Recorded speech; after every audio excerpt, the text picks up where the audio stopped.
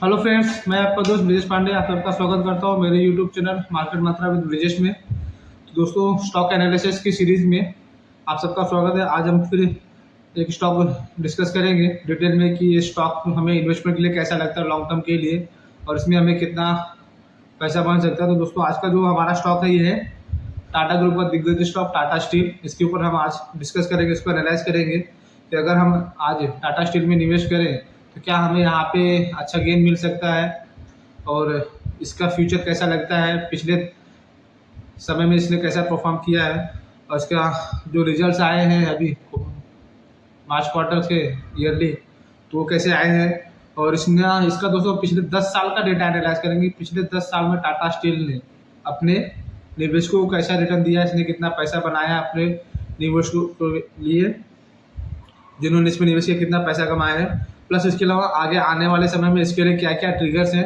ये क्या कर सकता है। तो इन सब चीज़ों को दोस्तों डिटेल में डिस्कस करेंगे और एनालाइज करेंगे स्टॉक को। तो बट उससे पहले दोस्तों, अगर आप मेरे चैनल में पहली बार आए हैं तो प्लीज़ चैनल को सब्सक्राइब कर लीजिए और बेल आइकन को जरूर ऑन कर दीजिए, सो दैट आगे चल के जब भी मैं नए वीडियोज़ बनाऊँ या अपलोड करूँ तो सबसे पहले उसका नोटिफिकेशन आपको आए और आप उस वीडियो को देख सकें दोस्तों। तो दोस्तों चलो वीडियो शुरू करते हैं। तो दोस्तों, टाटा स्टील का हम देखेंगे तो टाटा स्टील इस समय आप देखेंगे जब से इसका बोनस हुआ है तो एक रेंज में फंसा हुआ है। नीचे साइड में 100 के आसपास में आता है, ऊपर साइड में 120 के आसपास में जा रहा है, और इसी रेंज में पिछले 8-10 महीने से ट्रेड कर रहा है सर दोस्तों।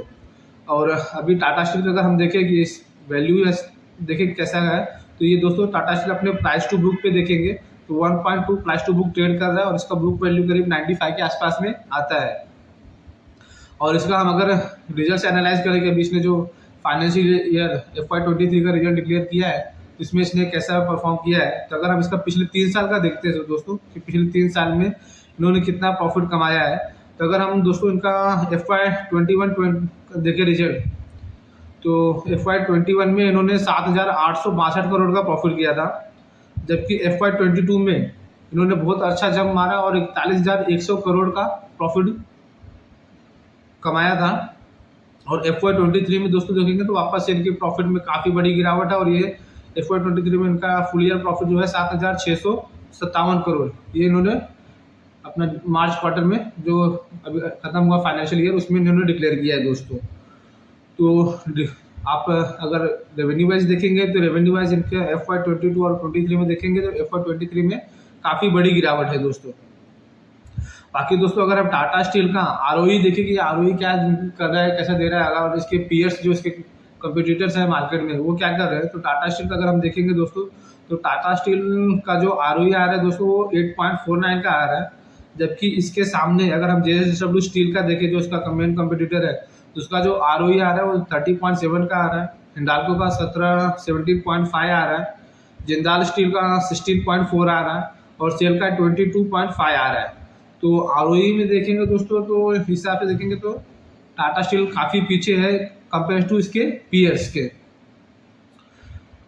तो दोस्तों, मैं मेटल सेक्टर में जनरली इतना बुलिश नहीं रहता हूँ, क्योंकि मेटल सेक्टर मुझे ऐसा लगता है कि मेटल सेक्टर जो होते हैं एक साइक्लिकल बिजनेस होते हैं, जो मतलब 2 साल 4 साल में इनका एक साइकिल आता है, और उस पीरियड में ये काफ़ी अच्छा परफॉर्म करते हैं। उसी समय में आप देखेंगे तो वो उस पीरियड में डबल ट्रिपल हो जाते हैं, बट अपने भाव से, बट 3-4 साल ऐसे एक रेंज में फंसे रहेंगे जिसमें इन्वेस्टर काफ़ी परेशान हो जाते हैं, लेके बैठ जाते हैं। तो टाटा स्टील तो एक साइक्लिकल जो देखेंगे कमोडिटी बिजनेस में जो ट्रेड करता है, तो एक साइक्लिकल बिजनेस में आता है दोस्तों। दूसरा चीज़ दोस्तों, टाटा स्टील का एक पब्लिक में जो बोलते हैं कि हाईली ओन कंपनीज होती हैं जिनका पब्लिक में बहुत ज़्यादा होल्डिंग होता है, वो कंपनियां जनरली देखेंगे आप तो अच्छा परफॉर्म नहीं करती है। तो अगर हम अपने मार्केट में टॉप 5 या टॉप 6 देखेंगे कि कौन सी कंपनियां हैं जो हाईली ओन्ड आती है, तो टाटा स्टील दोस्तों उसमें टॉप 5 में आती है। टाटा स्टील देखेंगे दोस्तों तो 1,200 करोड़ इसके शेयर, 1,200 करोड़ शेयर इसके पब्लिक के पास है, जबकि पहले नंबर पे यस बैंक आती है। यस बैंक का करीब 5,000 करोड़ शेयर पब्लिक के पास है। तो इस हिसाब से मेरे को ये थोड़ा इसके लिए नेगेटिव लगता है कि मतलब एक तो साइक्लिकल बिजनेस है, दूसरा इनकी पब्लिक फ्लोट जो है वो बहुत ज़्यादा है दोस्तों। तो दोस्तों अभी आपके सामने मैं टाटा स्टील का पिछले 10 साल का चार्ट रखता हूँ।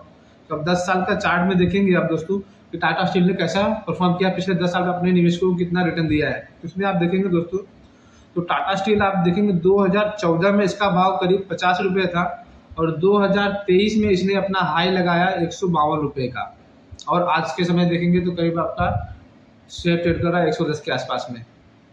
तो मतलब पिछले 10 साल में देखेंगे दोस्तों तो इसने अपने शेयर को निवेशकों का पैसा किया है और 10 साल में डबल किया है। अब इस 10 साल में हुआ क्या है, अगर हम इसको समझना की कोशिश करें तो आप देखेंगे दोस्तों 2014 में टाटा स्टील ने अपना हाई बनाया था करीब 50 रुपये का, और वहाँ पे जब हाई बनाया उसके बाद वापस इसका साइक्लिकल बिजनेस जो था वो ख़त्म हुआ, और इसके बाद उसमें वापस से करेक्शन चालू हुआ, कंसोलिडेशन फेज में गया, और ये कंसोलिडेशन फेज उसका चला दोस्तों 2015 सितंबर तक। और वहाँ पे देखेंगे सितंबर 2015 में देखेंगे दोस्तों तो ये इसने 18 रुपये 60 पैसे का लो बनाया, और वहाँ से फिर वापस इसमें अपवर्ड जर्नी चालू हुई 18 रुपये 60 रुपये वाले से जो चालू हुआ 2015 में दोस्तों। तो इसने जुलाई 2017 में आप देखेंगे तो इसने जो जुलाई 2014 में जो इसने 50 रुपये का हाई बनाया था उसको जुलाई 2017 में इसने उस लेवल को रीगेन किया और उसको ब्रेकआउट किया, उसके ऊपर गया दोस्तों। तो आप देखेंगे 2014 से 2017 3 साल इसको लग गए। अगर कोई निवेशक 2014 के टॉप के लेवल पे अगर किसी ने एंट्री कर लिया था तो उसको 3 साल लग गया उसको खाली उसका भाव आने में, और 2017 में जब इसने दोस्तों अपना भाव ये ब्रेकआउट किया तो उसके बाद क्या हुआ, जैसे ब्रेकआउट किया वहाँ से उसने 25-30 रुपये की एक और जर्नी बनाई, और उसने 2018 में 72 का हाई बनाया दोस्तों। आप देखेंगे जनवरी 2018 में टाटा स्टील का जो हाई बना था वो 72 का बना था। जब वहाँ पे आया तो इसने वहाँ पे कंपनी ने इसमें स्प्लिट का डिक्लेयर किया और इसके शेयर्स स्प्लिट किए दोस्तों। एक चीज़ ये दोस्तों का आपको शायद कन्फ्यूज होता रहेगा, तो मैं आपको क्लियर कर दूँ कि ये दोस्तों जो है टाटा स्टील के जो भाव हम डिस्कस कर रहे हैं ये एडजस्टेड भाव है, जो बोनस के बाद इसके जो भाव हुए हैं वो आप देखेंगे। शायद कुछ लोग बोलेंगे 2018 में 2017 में टाटा स्टील का भाव 70-72 रुपये नहीं था, तो ये दोस्तों ये स्प्लिट के बाद एडजस्टेड भाव है, उस हिसाब से आपको ये भाव दिख रहा है। तो ये देखिए दोस्तों 2018 में जब इसने 72 का हाई बनाया और कंपनी ने स्प्लिट किया अपने शेयर्स को, तो वहाँ से दोस्तों वापस से शेयर में डिक्लाइन चालू हुई और शेयर नीचे आने लगा था, और नीचे आते देखेंगे दोस्तों तो इसने मार्च 2020 में अपना लो बनाया। जब ये कोविड आया था 2020 में, मार्च 2020 में इसने दोस्तों अपना लो बनाया कितना 25 रुपये का। और आपको पता होगा जब कोविड में मार्केट में बॉटम बना उसके बाद जो रैली आई तो उस समय जो भी शेयर्स में थे उसमें सब में बहुत अच्छी तेजी आई, सब बहुत अच्छे बुल रन में आए। देखेंगे आप मार्च में 2020 में इसने लो बनाने के बाद फरवरी 2021 में इसने को देखेंगे दोस्तों तो इसने फरवरी 2021 में जो उसने जनवरी 2018 में हाई बनाया था उसका लेवल ब्रेकआउट किया 72 का। तो 2018 से वापस देखेंगे तो इसको 3 साल लग गए वापस से अपना ये 72 का भाव आने के लिए। और 2021 में दोस्तों जब ये ब्रेकआउट क्यों हुआ, अगर आप इसको समझना चाहेंगे तो ये ब्रेकआउट इसलिए हुआ दोस्तों कि फरवरी में जो ब्रेकआउट होगा कि जनवरी में आप देखेंगे जनवरी में रशिया और यूक्रेन का वॉर स्टार्ट हुआ, और रशिया और यूक्रेन का वॉर स्टार्ट होने के बाद उसके वजह से कमोडिटी प्राइजेस में सडनली बहुत ज़्यादा स्पाइक आ गए। कमोडिटीज़ के जो भाव थे स्टील आयरन और जो भी थे उनके भाव बहुत बढ़े, और उसकी वजह से जितने भी मेटल स्टॉक्स थे उनमें बहुत बड़ी तेज़ी बनी दोस्तों। और वो वहाँ से जब 72 का ब्रेकआउट होने के बाद देखेंगे तो टाटा स्टील ने 152 का हाई बनाया कभी अगस्त 2021 में, मतलब अगले 5-6 महीने में ही दोस्तों यहाँ से देखेंगे तो शेयर टाटा स्टील का डबल हो गया। और ये अगस्त 2021 में 152 का हाई लगाने के बाद दोस्तों जैसे ही फिर वहाँ पे कमोडिटी के प्राइसेस थोड़े कूल ऑफ हुए, थोड़ा ठंडा पड़े, वहाँ से देखिए वापस से करेक्शन नीचे आना चालू हुआ, वापस से नीचे आ रहा था। और ये देखेंगे दोस्तों तो ये करीब अगस्त नवंबर के आसपास में इसने करीब 100 आसपास आके फिर वहाँ से उसने वापस से थोड़ा स्पाइक किया। ये स्पाइक इसलिए आया दोस्तों कि आप देखेंगे कि उस दिसंबर जनवरी के आसपास में ही चाइना में रीओपनिंग की थीम चली। चाइना रीओपन कर रहा था जो कोविड की वजह से पिछले 2 साल से बंद था, उसने रीओपन करना चालू किया अपने कंट्रीज को, तो उसकी वजह से वापस इसमें तेजी बनी और वापस ये स्टॉक 100 से वापस 130-140 तक गया। लेकिन जैसे चाइना रीओपन हुआ एक बार वो प्ले हो गया, उसके वापस देखेंगे वापस करेक्शन इसे चालू हो गया। और इसमें आप देखेंगे तो टाटा स्टील का जो स्प्लिट हुआ 120 के आसपास में स्प्लिट हो गया है, और ये उसी के भाव के बीच में ट्रेड कर रहा है। तो इस डेटा चार्ट को 10 साल का डेटा एनालाइज करने के बाद दोस्तों एक चीज़ समझ में आती है अगर टाटा स्टील एक बार अपना हाई लगा, जो भी हाई बन जाता है, तो उसके बाद अगले 3 साल 4 साल उसके वो भाव आते नहीं है। लगातार टाटा स्टील में या तो एक रेंज में रहेगा या तो फिर वहाँ से गिरावट आती है थोड़ी।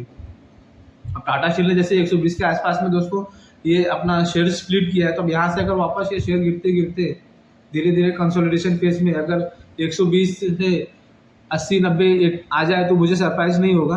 तो आप एक चीज़ से ये देख सकते हो दोस्तों, अब टाटा स्टील का अगला जो साइकिल आएगा वो 2-3 साल के बाद ही आ सकता है, उसके पहले थोड़ी मुश्किल लग रही है। और टाटा स्टील में अगला जो ट्रिगर आना है, इसमें जो ब्रेकआउट होना है, तो उसके लिए जो अगला ट्रिगर बनेगा, जैसे दोस्तों को कंपनी के मैनेजमेंट ने भी बोला है कि 2025-26 में ये इनका जो लंदन का जो कोरस का इन्होंने जो टेक ओवर किया था, तो उसके बारे में सोच रहे कि हम 2025-26 में उसके ऊपर डिसीजन लेंगे, उसके ऊपर एसेट मोनेटाइज करना है नहीं करना है, क्या कैसे करना है, उसके ऊपर सोचेंगे। अगर 2025-26 में टाटा स्टील वो कोरस के ऊपर कुछ डिसीजन लेता है, वहाँ का मोनेटाइज करता है, तो फिर टाटा स्टील अगली एक ट्रिगर बनेगा जो टाटा स्टील को नए हाइस की तरफ लेके जा सकता है। ये पॉजिटिव ट्रिगर बनता है दोस्तों। बट अगर आगे आने वाले समय के लिए हम टाटा स्टील में रिस्क देखें कि रिस्क क्या है, तो रिस्क देखेंगे दोस्तों, दो चार रिस्क मुझे बड़ी दिखती है। एक तो जिस हिसाब से ग्लोबली मार्केट में इंटरेस्ट रेट बढ़ रहे हैं, तो उस वजह से चाइना यूएस में लग रहा है कि रिसेशन आ सकता है। अगर यूएस में रिसेशन आता है तो उस कंडीशन में आप देखेंगे कि दोस्तों ये मेटल स्टॉक्स नहीं चलेंगे, ये नीचे आएंगे या इसी रेंज में रहेंगे। एक चीज़ तो ये। दूसरा दोस्तों, आपको पता है कि चाइना जो है, चाइना कमोडिटी का सबसे बड़ा कंज्यूमर है। तो चाइना की जो पॉलिसीज़ हैं दोस्तों वो काफ़ी अनसर्टेन है, उसके बारे में कुछ भी प्रेडिक्ट करना बहुत ही मुश्किल है। अब तो एक तो जिस हिसाब से चाइना रोज़ ताइवान को आके दिखा रहा है, रोज़ कुछ रहा है, अगर कल उसके चाइना वहाँ पे कुछ नया करता है, इन्वेंशन करता है, जैसे रशिया ने किया है, तो चाइना के ऊपर भी काफ़ी सारे प्रतिबंध आ सकते हैं, उसके ऊपर भी काफ़ी सारे सैंक्शन लग सकते हैं। तो उस कंडीशन में दोस्तों मेटल स्टॉक्स काफ़ी करेक्ट हो सकते हैं।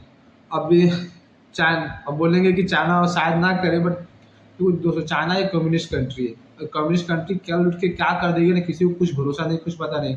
रशिया को जैसे आप देखेंगे, रशिया के ऊपर भी जैसे अनप्रिडिक्टेबल था, तो उससे बड़ा चाइना अनप्रिडिक्टेबल है। तो चाइना कल उठ के क्या करेगा कुछ बोल नहीं सकते। इस हिसाब से देखेंगे दोस्तों, तो टाटा स्टील शेयर बुरा नहीं है, आपका इसमें पैसा बनेगा, बट पैसा कितने समय में बनेगा वो ज़्यादा इम्पोर्टेंट होता है। अगर आप 5 साल 10 साल स्टॉक ले रहे हो, उसके बाद 30% 50% गेन कर रहे हो, तो मतलब मार्केट में इतना रिस्क लेने के बाद मुझे ऐसा लगता है कि आपका उतना नहीं, एटलीस्ट आपका न 3 गुना 4 गुना, तो एटलीस्ट 5 साल में आपका शेयर मार्केट में पैसा डबल होना चाहिए। मुझे ऐसा लगता है आप उस हिसाब से आपको शेयर का निवेश करना चाहिए, उस हिसाब से आपको अपने शेयर चूज करने चाहिए। तो ये ना दोस्तों हमारा टाटा स्टील के ऊपर एनालिसिस। अगर आप टाटा स्टील में इन्वेस्ट करना चाहते हैं तो आप इसको एक बार देख सकते हैं, बाकी आपकी एक इंडिपेंडेंट राय जरूर बनाएं। तो मिलते हैं दोस्तों फिर अगले किसी वीडियो में, जिसमें हम किसी और स्टॉक को एनालाइज करेंगे। तब तक के लिए आप सबको धन्यवाद दोस्तों, थैंक यू।